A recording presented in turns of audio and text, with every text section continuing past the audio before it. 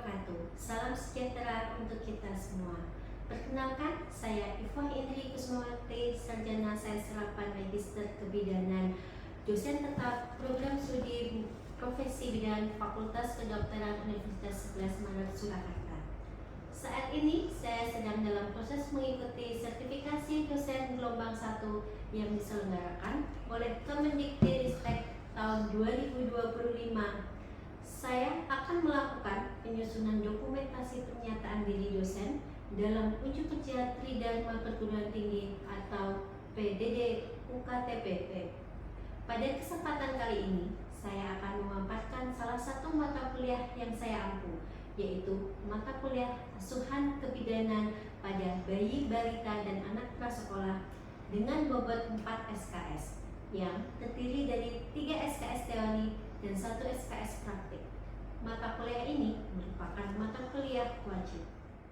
Mata kuliah ini memberikan kemampuan kepada mahasiswa untuk memberikan asuhan kebidanan pada bayi, balita, dan anak prasekolah didasari konsep-konsep, sikap, dan keterampilan serta hasil evidence-based dengan pokok-pokok bahasan seperti konsep dasar bayi, balita, dan anak prasekolah, tumbuh kembang, stimulasi dan deteksi dini bayi, balita, dan anak prasekolah, imunisasi dan vaksinasi, manajemen terpadu bayi balita sakit, kemudian asuhan neonatus dengan resiko tinggi BBLR, masalah yang lazim timbul pada bayi balita dan anak prasekolah, kemudian pola asuh ideal orang tua, dan juga pendokumentasian asuhan kebidanan pada bayi balita dan anak prasekolah. Capaian pembelajaran pada mata kuliah ini meliputi 1. Mampu menjelaskan konsep dasar bayi, balita, dan anak prasekolah. 2. Mampu menjelaskan dan mengidentifikasi stimulasi, deteksi dini, pertumbuhan, dan perkembangan balita. 3. Mampu menjelaskan dan mengaplikasikan pemberian imunisasi dan vaksinasi, KIPI, dan cara mengatasinya. 4. Mampu menjelaskan manajemen terpadu balita sakit dan juga manajemen terpadu bayi muda. 5. Mampu menjelaskan asuhan neonatus dengan resiko tinggi BBLR. 6. Mampu menjelaskan masalah yang lazim timbul pada bayi, balita, dan anak prasekolah. 7. Mampu menjelaskan pola asuh ideal pada orang tua. Dan 8. Mampu menjelaskan pendokumentasian asuhan kebidanan pada bayi, balita, dan anak prasekolah. Basis penilaian pada mata kuliah ini terdiri dari 4 jenis, yaitu 1. Aktivitas partisipatif atau case method dan hasil proyek, yaitu sebanyak 50%, kemudian ujian tengah semester dan ujian akhir semester sebanyak 40%, dan juga ada tugas sebanyak 10%. Penilaian ini dilakukan secara objektif. Saya menggunakan rubrik penilaian dan hasil evaluasi mahasiswa dengan menyampaikan kembali kepada mahasiswa sebagai bagian dari proses umpan balik pada mahasiswa. Ada beberapa referensi yang dijadikan sebagai rujukan pada mata kuliah ini. Kami juga mengintegrasikan beberapa hasil penelitian dan pengabdian masyarakat serta buku ajar sebagai berikut. 1. Buku ajar asuhan kebidanan neonatus bayi, balita, dan anak prasekolah terbitan dari EGC pada tahun 2024. 2. Buku pola asuh orang tua dan tumbuh kembang balita diterbitkan oleh CV Jejak pada tahun 2023. 3. Hasil dari penelitian telah dipublikasikan pada jurnal Placentum dengan judul The Relationship Between Parenting Style and the Development of Preschool Children pada tahun 2023. Kemudian yang terakhir ada buku dari Kemenkes Kesehatan Republik Indonesia, buku Bagan Manajemen Terpadu Balita Sakit yang diterbitkan pada tahun 2022. Metode pembelajaran yang kami terapkan diantaranya yaitu dengan diskusi kelompok, studi kasus, pembelajaran berbasis masalah, pembelajaran kolaboratif, dan juga simulasi. Kegiatan ini dilakukan dengan teknik penilaian partisipasi, unjuk kerja, dan juga tes tertulis. Media pembelajaran pada mata kuliah ini meliputi modul atau LPS yang dapat diunduh di e-learning UNS, yaitu spada.uns.ac.id, dan juga bisa juga pada PowerPoint, buku ajar, jurnal, dan juga job sheet. Berikut praktek pengajaran dengan materi pokok deteksi dini gangguan perkembangan pada bayi, balita, dan anak prasekolah. Silakan menyaksikan video berikut ini. Assalamualaikum warahmatullahi wabarakatuh. Waalaikumsalam warahmatullahi wabarakatuh. Selamat siang teman-teman mahasiswa. Pada siang hari ini kita melanjutkan pertemuan ketiga ya. Jadi hari ini kita akan membahas tentang deteksi gangguan perkembangan pada anak. Setelah minggu lalu kita membahas tentang tumbuh kembang dan stimulasi pada anak. Nah, hari ini kita membahas tentang deteksi gangguan perkembangan pada anak. Tujuan dari pembelajaran kita pada siang hari ini adalah yang pertama, saya ingin teman-teman mahasiswa mengetahui bagaimana cara mendeteksi gangguan perkembangan pada bayi, balita, anak prasekolah. Dan nanti kita akan membahas dengan menggunakan screening KPSP.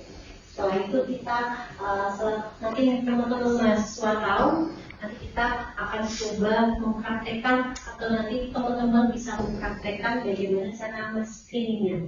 Nah, apa itu KPSP? KPSP di sini kepanjangannya adalah Questionnaire Track Screening Perkembangan.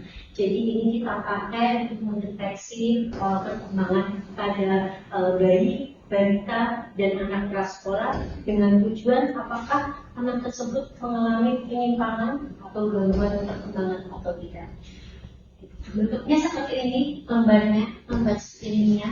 Jadi sudah saya siapkan kurang lebih seperti ini ya. Nanti bisa teman-teman lihat, bisa teman-teman sudah saya kirimkan filenya di juga. Ini filenya. Apa sih untuk screening ini, kapan jadwal bisa kita lakukan? Ada 2 tahap. Yang pertama, screening ini dilakukan pada anak paling kecil usianya 3 bulan. Dari usia 3 bulan sampai dengan 24 bulan atau 2 tahun itu tiap 3 bulan sekali. Contohnya sejak usia 3 bulan, 6, 9, 12 sampai ke 24. Kemudian tahap kedua setelah anak berusia 24 bulan, yaitu setiap 6 bulan sekali. Bisa dari mulai usia 24 bulan, kemudian 30, 36, 42, seterusnya sampai anak tersebut berusia 72 bulan. Ya. Nah, bagaimana misal anak tersebut usianya 12 bulan lebih dari 5 hari. Mungkin ada yang tahu apakah masuknya ke usia 12 bulan atau mungkin kita harus menunggu dulu sampai anak tersebut usianya 15 bulan. Ada yang bisa menjawab? Ada yang tahu? Ya? Mbak Siliani? Mohon izin menjawab itu. Jadi setahu saya kan membaca terkait dengan KPSP dari Kemenkes itu, misal dia berusia 12 bulan lebih 5 hari, karena dia kurang dari 15 hari, maka dia nanti diikutkan di bulan sebelumnya, itu di 12. Tapi nanti kalau misal dia udah lebih dari 15 hari, misalkan 12 bulan lebih 16 hari, nanti dia ikut di bulan selanjutnya, yang di bulan 15. Ya, terima kasih Mbak Sugini. Kemudian tadi juga ada yang mau menjawab, Mbak Dita, gimana? Kurang lebih sama seperti Mbak Yaya yang sudah Mbak ekspresikan. Kalau lebihnya itu kurang dari 15 hari, berarti mengikuti bulan sebelumnya, umur sebelumnya. Kalau kita dari 15 hari, nanti ke bulan selanjutnya. Oke, bagus ya jawaban dari teman-teman, betul sekali. Ya, kalau misalnya dia usia 12 bulan 5 hari, berarti anak tersebut bisa kita praktekkan formulir KPSP di usia 12 bulan. Tapi kalau ternyata dia usianya misalnya 12 bulan 16 hari, berarti dia hitungnya kan 12 bulan ya. 12 bulan kita tunggu dulu sampai usia dia 15 bulan. Atau misal menemui anak dia usianya 14 bulan lebih dari 20 hari. Nah, ini bisa kita pakai usia 15 bulan untuk lembar KPSP. Seperti itu, sampai sini teman-teman paham untuk pembagian usia? Ya. Oke. Kemudian selanjutnya, nah, ada beberapa alat dan instrumen yang digunakan nanti untuk kita mendeteksi gangguan perkembangan pada anak dengan menggunakan KPSP. Nah, di sini seperti di gambar ya, kita membutuhkan beberapa alat seperti ada pensil, kemudian ada bola, kemudian ada kubus sebanyak kurang lebih 6 buah, kemudian nanti ada kacang-kacangan, kemudian selanjutnya ada bola tenis, dan di sini saya sudah siapkan juga contoh untuk alat-alat ini. Jadi ada seperangkat alat yang biasanya akan kita pakai untuk kita gunakan untuk mendeteksi perkembangan anak tersebut dengan menggunakan alat-alat tadi. Nah, di sini sudah ada beberapa, nanti bisa teman-teman lihat ya, kurang lebih seperti ini teman-teman alatnya. Jadi ini memang sudah satu paket.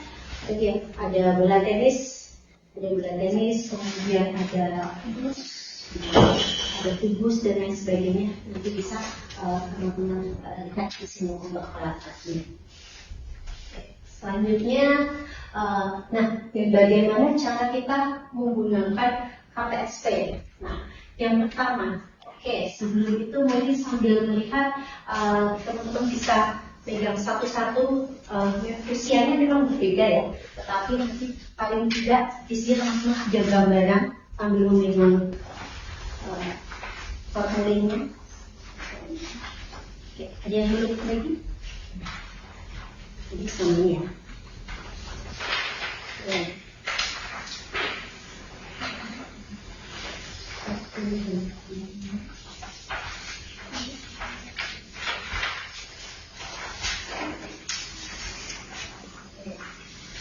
Sudah dapat semuanya ya.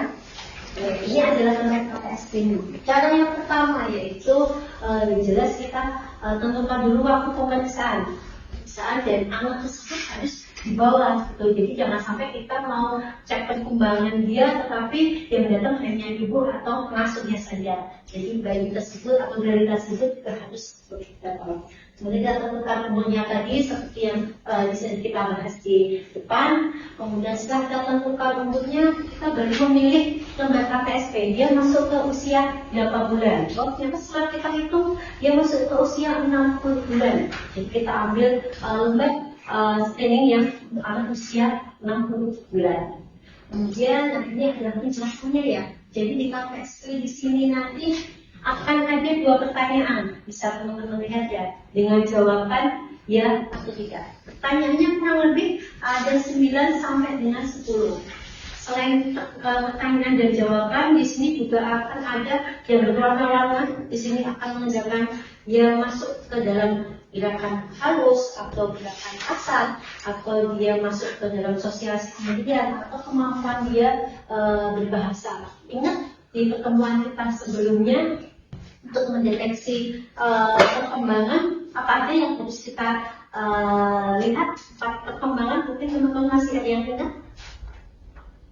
Oke, Sudiani lagi. Jadi kalau untuk aspek perkembangan itu yang dilihat itu pertama bisa dari aspek sensorik, itu meliputi indera pendengaran, penglihatan, penciuman, peraba dan perasa. Kemudian ada ini kemampuan sensorik meliputi dari gerakan kasar dan juga halus. Kemudian ada aspek kognitif meliputi dari pengetahuan dan kecerdasan anak. Kemudian aspek komunikasi atau berbahasanya.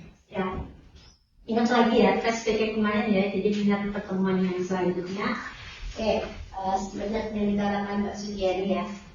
Dan selanjutnya kita berikan pertanyaan. Nanti kita ada di sini, nanti kita baca dulu. Masih ada pertanyaannya. Ada beberapa pertanyaan yang kita meminta anak tersebut untuk melakukan.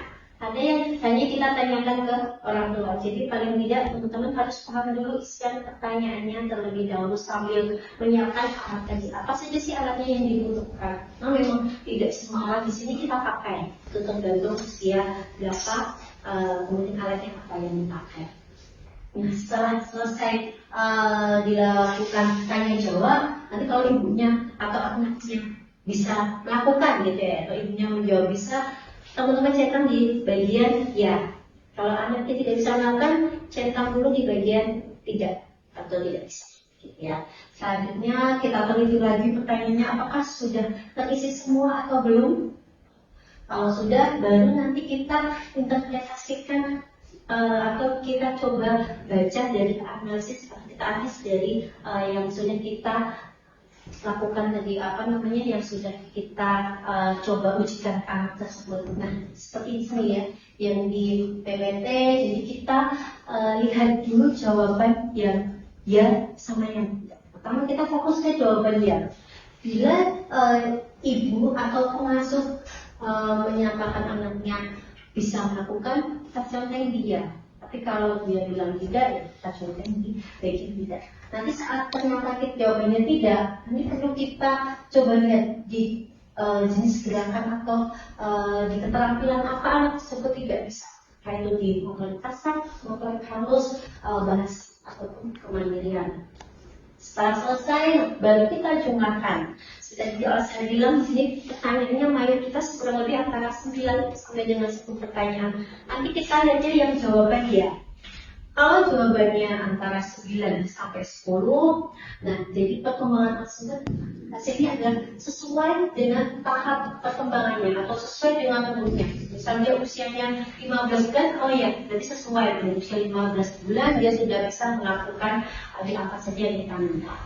Kemudian kok ternyata kalau jawaban dia tadi kita hitung antara 8 sampai dengan 7 atau 7 sampai dengan 8. Nah, di sini adalah perkembangan anak tersebut meragukan. Meragukan ini banyak ini ya spekulasi ya. Jadi bisa meragukannya apakah tadi anak tersebut waktu melakukannya dia sedang dalam keadaan lapar atau dia berjam tidurnya tapi kita paksa untuk melakukan apa yang kita minta sesuai dengan checklist atau di formulir KPSP. Dan kita sampaikan saja ke ibunya, ibu tadi setelah kita lakukan screening ternyata hasilnya adalah di angka 7 misalnya itu ya. Dengan hasil perkembangan anak ibu meragukan, jadi nanti 2 minggu lagi, paling tidak 2 minggu lagi kita ujikan lagi. Mungkin tadi waktu kita lakukan uji anak tersebut ngantuk atau lapar, kita cari moodnya yang bagus. 2 minggu lagi kita ujikan lagi, kita sampaikan pada orang tua.